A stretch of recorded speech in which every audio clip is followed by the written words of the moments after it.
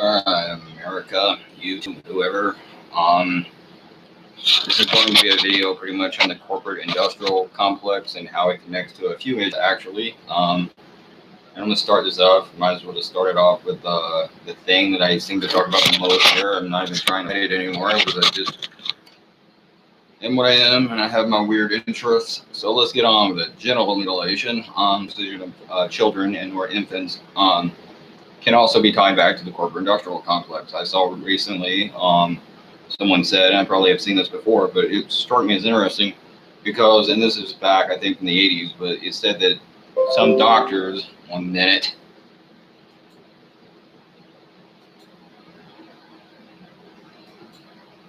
some doctors, though obviously not all, I'm sure. I'm sure some don't do this. Some only do this if the parent wants it done, and I'm sure some aren't involved in that line of work. Some don't want to do it. Some do it because they think it's. I'm sure there's lots of doctors that do shit for different reasons. But the point is, moving forward. Fuck it. Let me get a drink first.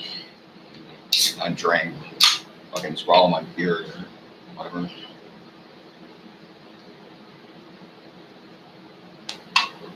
The point is that I found this to be kind of disgusting. The reason that a lot of doctors support circumcision, and as I have said, some don't. There have been some that have come out straight up against it. There have even been nurses that refused to perform the procedure. They had certain nurses, I forget the place name, but I don't want to get it wrong, but they walked out or they boycotted even working there. But the reason they perform it is it's like looking at a cow almost. They look at the kid almost like a cow with a fucking ear tag, and it's pretty much like $125. And used to be medical insurance covered it, and that's the most telling of all, and I'll go into that in a minute. But this was said back in the 80s that they look at that as $125. And if you do, say, 8 of those a week, you could be making $1,000 just off that one thing, and it doesn't take much time. And now I want to go into more detail. One of the reasons circumcision has declined, though the main reason I think is an influx of information, less people they know doing it, an influx of information coming from the internet, knowing more about the procedure, understanding how harmful it can be, and the fact that the foreskin has a reason and a purpose. The fact that we're starting to look at pores less as some kind of workhorse and more as human beings. Nevertheless, I think that back to the point here, insurance used to cover it. Is that declined? In many cases, genital mutilation declined with it. And they looked at they even had data statistics, the health insurance decline rates covering, health insurance companies covering it decline because then the circumcision rates decline in certain places. And part of the reason they cover is, one, because it's a liability and they know that, because if something is botched or something happens to the kid, they could end up not only paying for the procedure, they could end up having to pay more money. So when you don't have profit interest, the support of circumcision among corporate interests declines when you don't have profit motives. And that's a interest that they don't cover for that reason. And second of all, because there's no benefit, and various medical studies show there was no benefit. But back to the porn, yet at the same time, some people will promote it, and they were promoting it for that reason because they were making profit. Some cosmetic surgery, some cosmetic industries, and this happens more in other countries, so I'm not including this as much, but they can make cosmetic products out of children's foreskins that rich women will use. And that's, as weird as that sounds, it's a thing. I think it was Sandra Bullock talked about that on Ellen DeGeneres, and they, of course, it disabled the comments because they were getting massive pushback from various people, not all of them even against circumcision, about how weird this was. But they were making money off that. The main primary reason is the doctor himself can make $125, at least at that time, off this. And that was why medical institutions, organizations covered it and why it was promoted in the first place, through misinformation, including telling parents at first it was just a snip and everything else. And they would give you false information, and they would do that in order to make profit. And the hospital, I'm sure, also profits from a certain amount of doing this. Not wanting to talk about nothing but that, going into the rage gap. Or actually, I'll keep that for last because And by the way, this is me when I'm not drinking as much. I'm a stuttering, awkward mess. And again, I'm that when I'm drinking too. But at least I'm a confident, stuttering, awkward mess. In this case, I'm just a stuttering, awkward mess. But the point is, keeping that for a little bit later, the wage gap, and I'll talk about that towards the end of the video. But that also goes into the prison industrial complex in America and the military industrial complex in America. And first, I just want to say that with the prison industrial complex, part of that may be racial. I think part of that is obviously racial. Blacks have a worse time than white people. And I also think to a much lesser extent, it's a gender issue. I think the majority of our males, prison inmates, probably more males. The difference is probably fewer between male, white and black, and male and female, even though the female prison incarceration rate is also on the rise. But in regards to that it's racial, but part of the reason it's racial is because blacks often preoccupy a place at the lower realm of economic status, especially prior to 2008, but even now, and even back then, you had plenty of white people that were poor, and you had plenty of white people in prison, you also have plenty of black people in prison, but blacks are more economically disenfranchised. And of course, if you're going into a prison and you're not rich, you're not wealthy, you don't have a certain amount of economic influence and or status, you can't afford as good of a legal defense team, for example. You can't, you have, of course, if you're a rich man, you have with a stronger legal defense team, you're going to have a better chance of beating the case, and or if you lose, getting less time. And of course, that's going to help your case. And we've seen that plenty of cases with various politicians, Hollywood actors, various rich people, and so on and so forth. And also with police brutality, you see that with often it's happening in inner cities. And in some cases, it's done to black people. They attack black men, harass black men, profile black men in minorities. But it also sometimes happens to white people, like I talked about before. What was his name? Kelly Thomas, who was, I think it was his name. He was tased 16 times. He was a white homeless man. If they think they can get away with it, they don't go to upper class, higher in neighborhoods to do this much shit because they have less of a chance of getting away with the behavior they're conducting or involving themselves in. So that becomes somewhat of a problem to them. As regards to the prison system, what I really was trying to get into here, and I've already probably wasted way too much time. I could have got into talking about this. I wasted, again, too much time talking about circumcision. Not that that is an important issue, but I'm just talking way too much about that.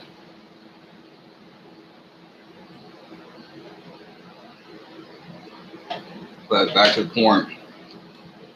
We have a for-profit prison industry. It's a private prison industry, pretty much, right? And what they do is, and here's the trick, they're pretty much, and they're part of why we have so many laws, and they're funding lawmakers to make more laws and to give possibly give people stiffer punishments, obviously often from the lower classes, for doing various crimes that in many cases are non-violent and or should not even be a crime, and or if they should be a crime, you should not get as much of a sentence or as long of a sentence for committing them. And you are putting more people in prison for longer is a way to build up more fucking prisons and house more people so they have more money because they make a profit off the amount of people in prison because they're being paid to house people in prisons, and it's a stock in the stock exchange. And it's also considered an evil, a necessary evil almost, or a necessity in America to house these people that are considered criminal and or they are a threat to the rest of us in America, right? So they then use that as a way to get the taxpayer to now pay for the fucking prisons that they're profiting from to keep these fucking people in prison. So they're not paying for the damn companies that they run, you're paying for their company. So think about how fucked up that is, because they're fucking you twice. They're fucking you 2 different ways to Sunday, or 3 different ways if you count the laws and how they make these bullshit laws to put more people in jail. But they're building up the prisons to put the fucking people in that shouldn't be in prison in many cases. And then they're also fucking sticking the taxpayer with the bill and fucking the taxpayer by making him pay for the fucking prisons that they build so that they can make money. So they're doing that. And then you have the military-industrial complex. Let's move on. Moving on, though I could probably go into more detail on that. And of course, like I said before, by the way, that has just very much leveled the black community, messed up black families, inner city neighborhoods. Been horrible to the black community. These fucking bullshit prisons have. In the private prison system, it should be nationalized. It should be turned over to the public. It should not be run by private for-profit prison industries or companies or a prison industry to fuck the public. But going into corporations and the government, the corporate military-industrial complex, they are fucking us with these wars, because part of that is the outsourcing of jobs. They are outsourcing jobs to, in many cases, countries that they invade. Now, that is not always the case. I'll go into detail that in a minute. But they often fund and or are involved in these wars, the funding of these wars that they take us into, for often profit motive interest. They go into wars and they attack countries. They go into war with countries, bomb cities, bomb villages, send our troops over there, our soldiers, your children, your siblings, your husband, your whatever, parents, whatever, to fight in these fucking wars, so that they can get then go in afterwards and they can expand into those territories and set up shop over there, and that they can then get cheaper labor and work people for less money in cheaper sweatshops and sell more crap to more people. And then they sell the crap back over here and they buy it back cheap over here and everything else. And then they sell it to you, and they're outsourcing your jobs to those countries that you can't get a job, you can't make a profit off that. And they're fucking you on that level. And of course, as a result of this, you now have U.S. veterans, U.S. Army men, and this is, again, mainly men. Women usually do not fight on the front lines. That's more or less not possible at this point. And you have Army men fighting these damn wars that they're often enlisted into the Army or tricked into the Army and enlisted in an early age. They're literally robbing the cradle to fight these fucking wars so that they can now exploit the resources of another country that they're also fucking over. And then meanwhile, back here, you don't have the fucking job. And then you have your soldiers dying over there in killing other people, including children in some cases, unfortunately, through these bombings. And then if they survive, they're sent back over here with injuries, amputated limbs, fucked up in every way, shape, and form. Some of them have PTSD and they're homeless, fighting Abe Lincoln on a street corner somewhere and begging for change because the VA won't take care of them because it's a fucking clusterfuck.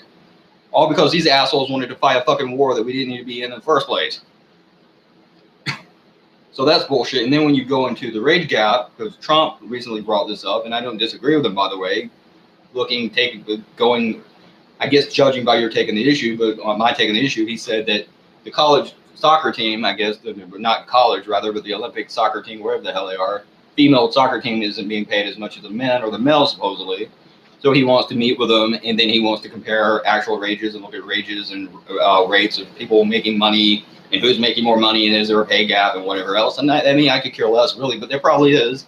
Because if you know anything about drawing power, and I got this from wrestling because I used to watch it, and the men did in many cases, not always, but in many cases made more than the women because they're basing it on who's drawing the larger audience. And I guess it's not like that anymore, but at that time it was. And if you drew more people, and it makes sense, but at the same time, obviously you shouldn't pay this person more than that person. It wasn't always the case. I'm sure China, even though China got screwed over by them at the end, I'm sure she made quite a bit of money at one point. Sable, I'm sure, made a healthy amount of money, or quite a handsome income. But regardless, I'm sure that's the same for the soccer team. They probably perceive the male U.S. soccer team as being more of a draw or drawing a larger audience than the female soccer team. So they're paying them more, even though after the big victory they had, whatever that was, I guess you can't really say that anymore because I don't remember them doing anything like that. And I'm sure that will probably straighten itself out in some ways. But a lot of what is happening in the world is corporate industrial complex. And I'm not sure about people playing games. Again, I don't care about children playing rather adults playing children's games and who's getting paid what to kick a ball around on a field for, once a month. I don't give a shit. Maybe they're making less, maybe they're making more. And I'm sure it doesn't really matter. I mean, the way this country is and the way we look at men, I mean, I'm sorry, but if they are making more, you'll probably still pay them more. So less, same, or more, they'll get paid more anyways, and it is what it is. But I refuse to believe, and I do not believe in regards to people working lower level, lower class jobs, working wages, working class jobs. We're talking 7-Elevens here, 7-Eleven workers. I don't think a guy working at the same 11 and some chick doing the same damn thing is getting paid more than her. Because if you know any damn thing about corporate CEOs and wealth earners and people that make more money than other people, if you know any damn thing about them or about that, the one thing you at least know is this: they want to make money. It's profit motive. They don't care about men or women or anyone else but themselves. So logic tells you, and logic clearly dictates that if they were paying, say, women less money, then they would hire more women. The men wouldn't have jobs. You know, you talk about 20 cents a day help this starving African kid. You'd have this in America because they would just pay women as little as they could pay them and pay nobody anything. The guys wouldn't even have a job, and you'd all be living on a bridge somewhere. And once again, who gets screwed the worst at the end of the day, if that was the situation, is the kid, and that's who often does, and that's what's happening with the mental rage, living rage, because what they're doing and what the rich often do is they will distract from the larger problem, and they're also dividing you up, and they're totally distracted from the fact that simply raising the mental rage to like $15 or something cents an hour, whatever it's supposed to be, would get both of you quite a hefty boost up the economic ladder. Instead of talking about instead of talking about that, let's talk about paying females slightly more money to keep up with an imaginary wage gap that we don't even know how much it is and can't prove it exists, and or we don't even know how much to pay them because we don't even know what it is. So we're going to do that. We're totally going to distract from that. We're also going to say, hey, he's screwing you by these supposed laws that exist or this supposed wage gap that he had nothing to do with making, because that would still, even if he was benefiting, that would still be someone else's fault. So then she's mad at him, and then he's mad at, he doesn't blame the people actually turning the chick on him. He's blaming her. So then they fight with each other over a fucking wage gap instead of both asking for a higher mental wage and trying to go after the people fucking both of them. So they're still screwing you. They're screwing you 1,000 different ways to Sunday. I mean, they're fucking you. And I know I've said that a million times, but that's what they're doing. And I have my theory, or my theories about what the wage gap is. I do think there is a global wage gap. But what that largely is, in my opinion, it may be in cheap immigrant labor, though I'm sure they're paying whoever they can as little as they can. But when you have immigrant labor, obviously you can't fucking report anything. You can't report them working you less.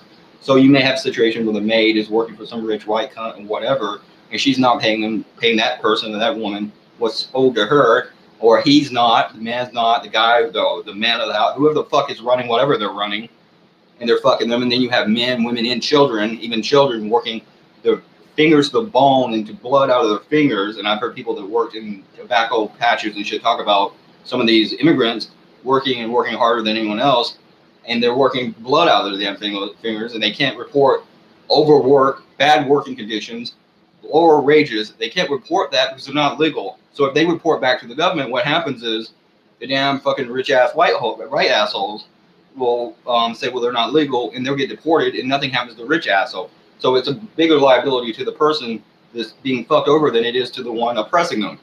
So the oppressor gets off scot-free, and you get fucked. It's like with the police. It's like we saw with the police. It's like we're seeing with these corporations, these banks, when they had you pay $1 billion, whatever, in taxes 2 different damn times to bail out these banks that fail because of their incompetence. And we have, and I'm sure in other countries where females have a lower level of, like they have a lower class status and they view them as lower in some of these countries, third world countries in parts of Africa and wherever else in the third world, you may have people that are being worked for less money than men. And I'm sure they're working children too. And I'm sure if you look at that, by the way, you will see probably 3 to 1, they're working females more than men because they're paying them less. And they're probably not paying anyone very good. And in that situation, even the guy in that situation would be without any job. And the same would be the case here. But they're fucking you and they're outsourcing your jobs, and then you don't have a job here to make the money off of. And what they don't do that, they use immigrant labor, and then they take jobs out of those countries and send them to other countries, and those people become completely impoverished. And then they end up coming here to work cheap labor, and it's a scam. And that's what's going on. It's a big scam against all of us. So, fuck the corporate industrial complex, and that's pretty much it. P666.